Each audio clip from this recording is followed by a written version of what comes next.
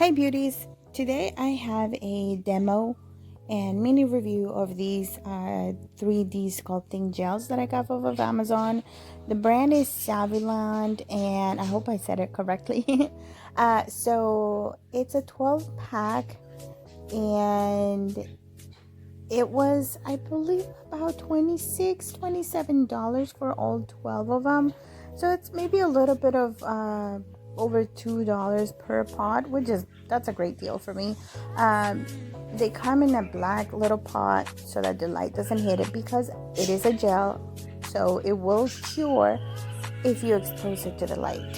So make sure that when you're creating your beautiful designs, your gels are covered.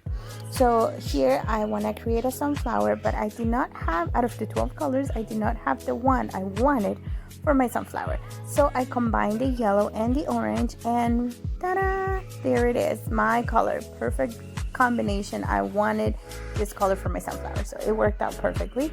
So, and actually that's a demo for you guys, that if you don't have the color that you want, you can always mix the colors and create new ones. So you have endless possibilities.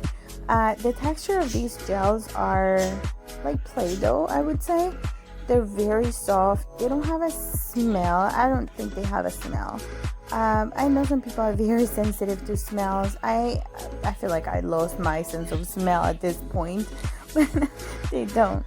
I'm very excited to have found these because I feel like I'm allergic to monomer because I always get headaches when I work with it, and I've only tried it maybe like 4 or 5 times trying to work with acrylics and monomer, and every time I get a headache, like a really bad headache, so and nausea and everything. So I try not to use monomer at all because it's too strong.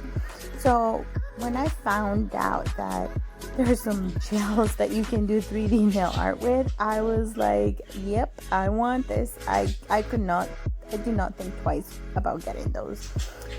So to mold it, you can use a small gel brush like I'm doing now, just dipped in a little bit of alcohol so that the brush doesn't stick to the product. And then or you can use a 3D nail art brush. Either one would work. The product is very soft and pliable, so it's easy to shape. At this point you could cure it after you're done with the petals and just move on to the center of the flower with the brown gel.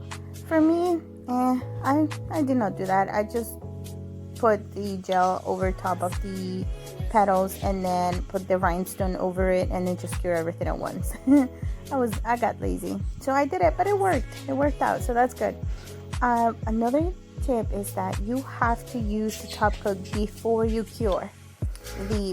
before you apply the sculpture gel. So trust me, you won't regret it. If you want to give it a try, go ahead. There's nothing to lose. You will fall in love with those gels. I'm leaving the link down below so that you guys can check it out. And if you tried something like this, let me know, and I would love to hear it. So thank you guys for stopping by. Have a good day. Enjoy the rest of the video.